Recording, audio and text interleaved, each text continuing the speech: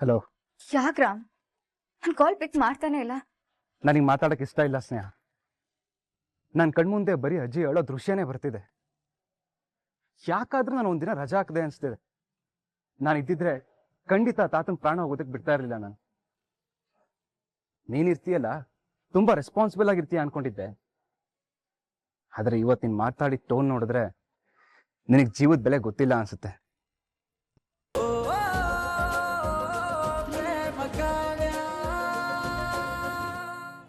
ಗ್ರಾಮೀಣ ಅಭ್ಯರ್ಥಿಗಳ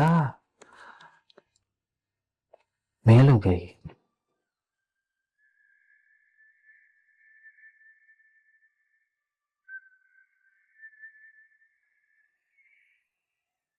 SSLC ಪರೀಕ್ಷೆಯಲ್ಲಿ ದೇವಿಹಳ್ಳಿಯ ಕಾವ್ಯ ಸತ್ಯನಾರಾಯಣ್ ರಾಜ್ಯಕ್ಕೆ 3ನೇ ಸ್ಥಾನ.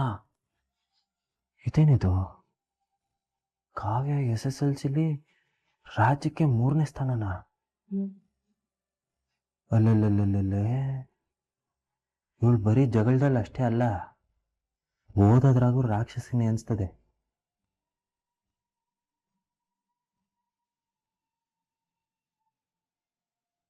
ವಾ, 4 ಬಂಗಾರದ ಪದಕನ?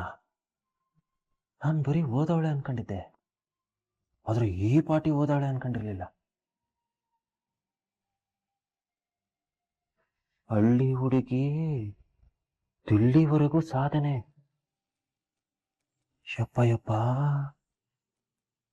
ಈ ಕಾವ್ಯನ ಬಗ್ಗೆ ಯಾವ ಪಾಟಿ ಬರೆದವ್ರೆ ಪೇಪರಲ್ಲಿ? ದೊಡ್ಡ ಜನ ಎಲ್ಲ ಸನ್ಮಾನ ಮಾಡೋರೆ, ದೊಡ್ಡ ಪ್ರಶಸ್ತಿಗಳನ್ನ ಕೊಟ್ಟವ್ರೆ. ವಾ, ಚಿಕ್ಕ ವಯಸ್ಸಲ್ಲೇ ಭಾರಿ ಸಾಧನೆ ಮಾಡ್ಬಿಟ್ಟವಳು ಇವಳು. ಇವಳು ಸಾಮಾನ್ಯ ಹುಡುಗಿ ಅಲ್ಲ. ಪಾಪ, ಕಾವ್ಯ ಆಟೊಂದು ಓದಿರೋ ಹುಡುಗಿ. ನನ್ನಂತ 7ನೇ ಕ್ಲಾಸ್ ಫೇಲ್ ಆಗಿರೋನ್ನ ಮದುವೆ ಆಗ್ಬೇಕಾಗಿ ಬಂತು. ನಿಜ, ಅವಳ ಮನ್ಸಿಗೆ ತುಂಬಾನೇ ಹಿಂಸೆ ಆಗಿರ್ತದೆ. ಓದೋ ವಯಸ್ಸಿನಾಗೆ ಆಟೆಲ್ಲ ಸಾಧನೆ ಮಾಡೋಳೆ. ಪೇಪರಲ್ಲೆಲ್ಲ ಹೆಸರು ಬಂದದೆ, ದೊಡ್ಡ ಪ್ರಶಸ್ತಿಗಳನ್ನ ತಗೊಂಡವಳೆ. ಅವಳ ಹೆಸರು ಡೆಲ್ಲಿವರೆಗೂ ಮುಟ್ಟೈತೆ. ಪಾಪ, ಇನ್ನು ಏನೇನು ಸಾಧನೆ ಮಾಡಬೇಕು ಅಂತ ಕನ್ಸು ಕಟ್ಕೊಂಡಿದ್ಲೋ ಏನೋ.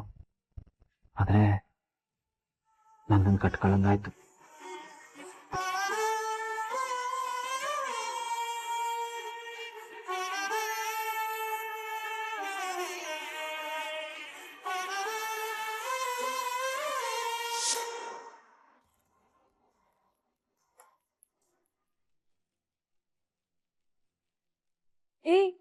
ಅದನ್ನೆಲ್ಲ ಯಾಕೆ ತೆಗ್ದಿದ್ಯಾ?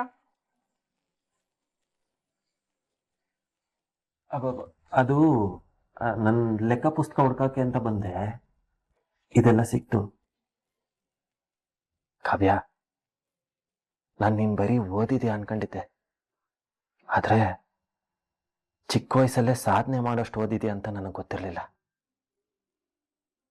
ಒಂದು ಮನೇಲಿ ಹೆಣ್ಮಗು ಓದಿದ್ರೆ ನೀನು ನಂಗೆ ಓದಬೇಕು ನೋಡು.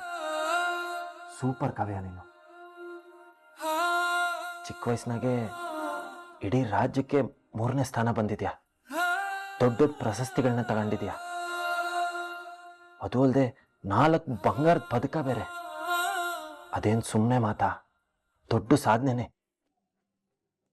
ಅದು ಅಲ್ಲದೆ ನಿನ್ ಬಗ್ಗೆ ಪೇಪರಲ್ಲೇ ಏಟೆಲ್ಲ ಹೊಸಂದಾಗಿ ಬರ್ದವ್ರೆ ನೋಡು. ಕನ್ನಡದಾಗೆ ಅದೇನೋ ಒಂದು ಪದ ಅದಲ್ಲ, ಸಾಧಕಿ. ನಿಜವಾಗ್ಲೂ ಸಾಧಕಿನೇ ನೀನು.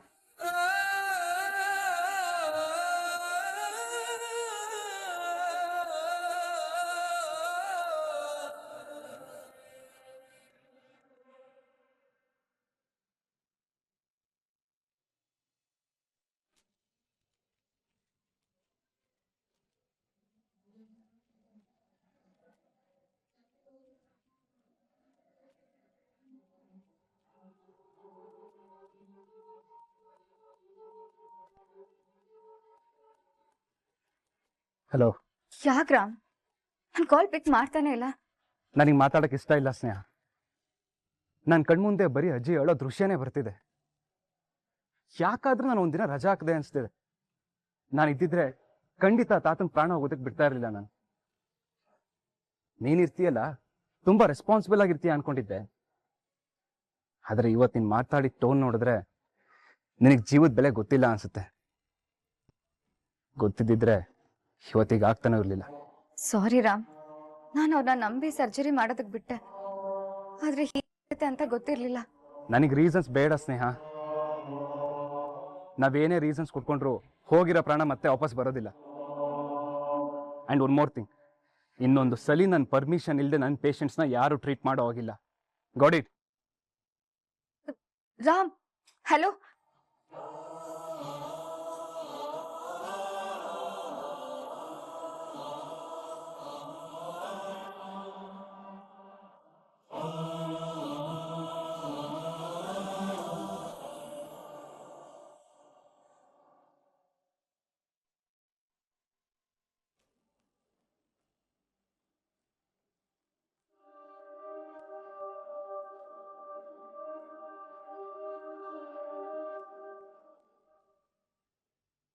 ನಾನು ಪೂರ್ವಿ ಗಿಫ್ಟ್ ಮಾಡಿರೋ ಬಟ್ಟೆ ಅಲ್ವಾ ಇದು? ಇವಳು ಯಾಕೆ ಹೋಗಿತಾ ಇದ್ದಾಳೆ?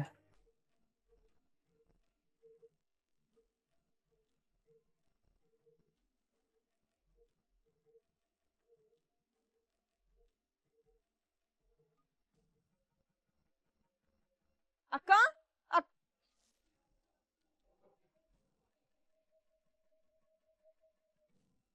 ಅಕ್ಕ ಏನ್ ಮಾಡ್ತಿದ್ಯೆ? ಯಾರ್ ಬಟ್ಟೆ ಇವೆಲ್ಲ? ಮಹೇಶ್ವರಿ ಎತ್ತಿದ್ದು ಮತ್ತೆ ಪೂರ್ವಿದು ಕಾವ್ಯ.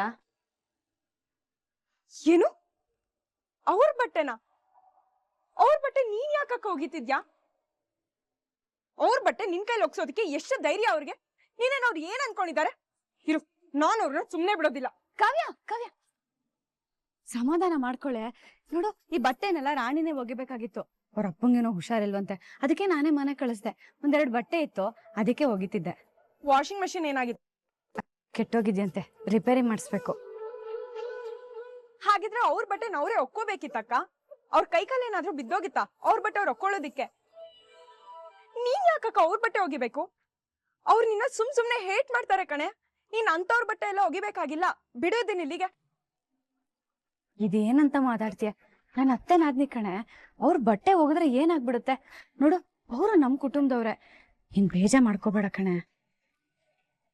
ಅಷ್ಟ್ ಬಟ್ಟೆ ಹೋಗಿದ್ರೆ ನನ್ ಕೈಯೇನ್ ಸೌದೋಗಲ್ಲ. ನೀನ್ ಸಿಟ್ ಮಾಡ್ಕೋಬೇಡ, ಸಮಾಧಾನ ಮಾಡ್ಕೊ. ಏನಕ್ಕ ಹೀಗ್ ಮಾತಾಡ್ತಿದ್ಯಾ? ಅವ್ರು ನಿನ್ಗೆ ಎಂತೆಂತ ಮಾತಂದಿದ್ದಾರೆ, ಎಷ್ಟೆಲ್ಲ ಟಾರ್ಚರ್ ಕೊಟ್ಟಿದ್ದಾರೆ. ಅವ್ರಿಗೆ ಬೈಯೋದಕ್ಕೂ ನೀನೇ ಬೇಕು, ಬಟ್ಟೆ ಒಗಿಯೋದಕ್ಕೂ ನೀನೇ ಬೇಕಾ?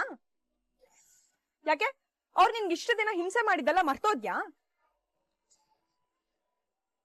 ನೋಡು, ನೀನು ಒಳ್ಳೆಯವ್ರಿಗೆ ಒಳ್ಳೇದ್ ಮಾಡು, ಬೇಡ ಅನ್ನೋದಿಲ್ಲ. ಆದ್ರೆ ಇಂಥವ್ರಿಗಲ್ಲ. ಅಯ್ಯೋ, ಮನೆ ಅಂದ್ಮೇಲೆ ಒಂದ್ ಮಾತ್ ಬರುತ್ತೆ ಹೋಗುತ್ತೆ ಕಾವ್ಯ. ಅದನ್ ಮನ್ಸಲ್ಲಿ ಇಟ್ಕೊಳ್ಳೋದಕ್ಕಾಗತ್ತಾ? ಈ ಕೆಲ್ಸ ಮಾಡೋದ್ರಿಂದ ನಂಗೆ ಯಾವ ಬೇಜಾರು ಇಲ್ಲ. ನೀನು ಬೇಜಾರ್ ಮಾಡ್ಕೋಬೇಡ, ಸರಿನಾ? ನಿನ್ಗೆ ಎಷ್ಟ್ ಹೇಳಿದ್ರು ಅಷ್ಟೇ ಬಿಡಕ್ಕ. ನೀನ್ ತುಂಬಾ ಒಳ್ಳೆಯವಳಕ್ಕ. ಇಷ್ಟು ಒಳ್ಳೆಯವಳಾಗಿರ್ಬಾರ್ದು. ನೋಡು, ಇದೇ ಕೊನೆ. ಇನ್ನೊಂದ್ಸಲ ನೀನ್ ಅವ್ರ ಬಟ್ಟೆ ಗಿಟ್ಟ ಎಲ್ಲ ಒಗ್ಯೋದ್ ನೋಡಿದ್ರೆ ನಾನ್ ಸುಮ್ನಿರಲ್ಲ. ಸರಿ.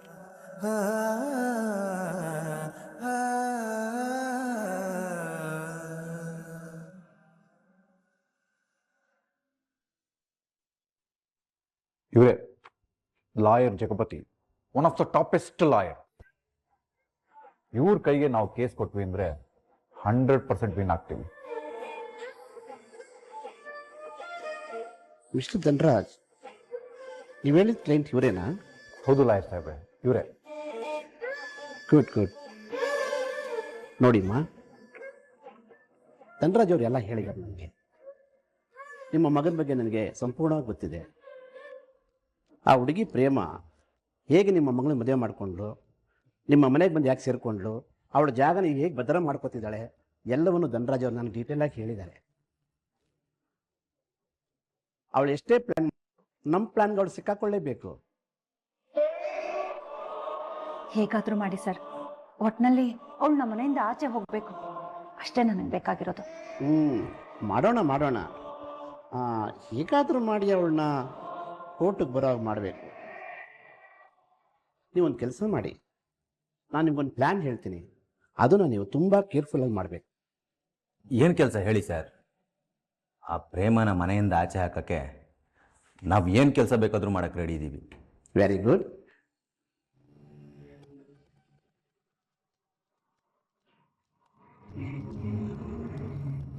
ಆ ಹುಡುಗಿನ ಹೊರಗಡೆ ಹಾಕೋದಕ್ಕೆ ಇದೇ ನಮ್ಮ ಅಸ್ತ್ರ.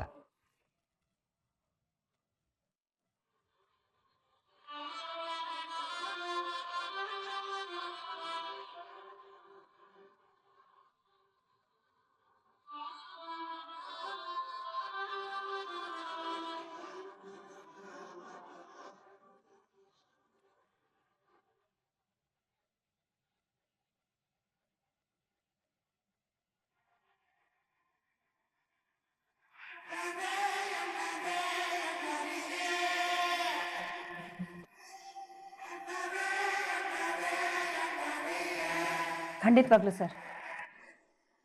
ಆದರೆ ಅಮ್ಮ, ಆ ಪ್ರೇಮ ಈ ಪೇಪರ್ಸಲ್ಲಿರೋದನ್ನ ಓದ್ಬಿಟ್ರೆ ಅವಳಿಗಿದು ಡಿವೋರ್ಸ್ ಪೇಪರ್ಸ್ ಅಂತ ಗೊತ್ತಾಗ್ದಂಗೆ ಹೇಗಮ್ಮ ನೋಡ್ಕೊಳ್ಳೋದು? ಡೋಂಟ್ ವರಿ ಪೂರ್ವಿ, ಪ್ರೇಮಂಗೆ ಇಂಗ್ಲಿಷ್ ಓದಕ್ ಬರಲ್ಲ.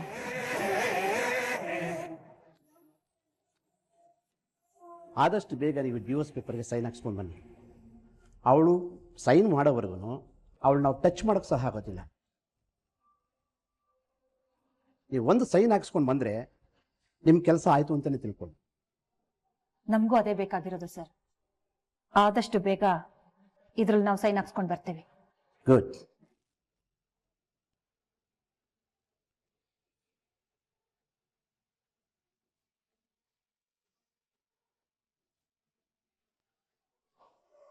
ಲೇ ಪ್ರೇಮ, ನನಗೆ ಚಳ್ಳೆ ಹಣ್ಣು ತಿನ್ನಿಸ್ತಿದ್ದೆ ಅಲ್ವಾ ನೀನು?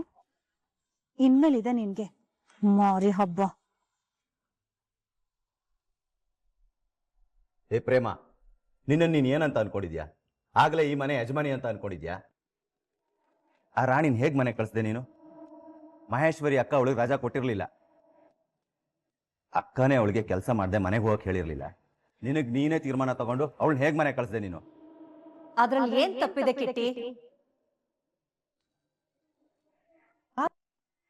ಆ ಹುಡುಗಿ ತಂದೆಗೆ ಹುಷಾರಿರ್ಲಿಲ್ಲ.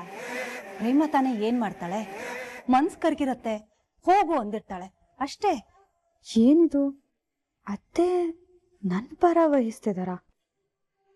ಹೇ, ಏನ್ ಹೇಳ್ತಿದ್ಯಾಕ್ಕ? ಸೊಸೆ ಸೊಸೆ ಜಾಗದಲ್ಲಿ ಇರ್ಬೇಕು, ಅದನ್ನ ಬಿಟ್ಟು ಅತ್ತೆ ತರ ಅಧಿಕಾರ ತಗೊಂಡ್ರೆ? ಹೋಗ್ಲಿ ಬಿಡೋ. ಪ್ರೇಮ ಜಾಗದಲ್ಲಿ ನಾನಿದ್ದಿದ್ರೆ ನಾನು ಅದನ್ನೇ ಮಾಡ್ತಿದ್ದೆ. ಈಗ ಅವಳು ಅದನ್ನೇ ಮಾಡಿರೋದು. ಹಾಗಾಗಿ ಏನು ಸಮಸ್ಯೆ ಇಲ್ಲ. ನೀನು ಅವಳನ್ನೇನು ಅನ್ಬೇಡ, ಸುಮ್ಮನೆ ಇರು. ಪ್ರೇಮ, ನೀನೇನ್ ಬೇಜಾರ್ ಮಾಡ್ಕೋಬೇಡ, ಹೋಗ್ ನಿದ್ದೆ ಮಾಡು. ಯಾಕೆ ಪ್ರೇಮ ಇನ್ನೂ ನಿಂತೇ ಇದ್ಯಾ? ಅವಳ ಕೆಲ್ಸ ಎಲ್ಲ ಬೆಳಗ್ಗೆಯಿಂದ ನೀನೇ ಮಾಡಿರ್ತೀಯ, ಸುಸ್ತಾಗಿದ್ಯಾ? ಹೇಳಿದ್ನಲ್ಲ, ಹೋಗ್ ನಿದ್ದೆ ಮಾಡು, ಹೋಗು. ಸರಿ ಅತ್ತೆ.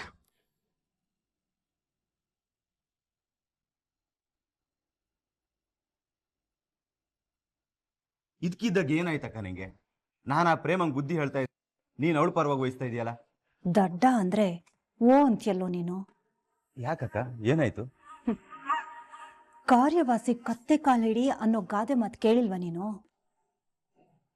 ನಮ್ ಕೆಲ್ಸ ಆಗೋ ತನಕ ಅವಳ ಜೊತೆ ಪ್ರೀತಿಯಿಂದಾನೇ ಮಾತಾಡ್ಬೇಕು, ಪ್ರೀತಿಯಿಂದಾನೇ ನಡ್ಕೋಬೇಕು, ತಿಳ್ಕೊ. ಇದ ವಿಷಯ ಬಿಡಕ್ಕ. ನೀನು ಅಷ್ಟೇ, ಇನ್ ಮುಂದೆ ಸ್ವಲ್ಪ ತೆಪ್ಪಗಿರು. ಮುಂದಿದೆ ಮಾರಿ ಹಬ್ಬ.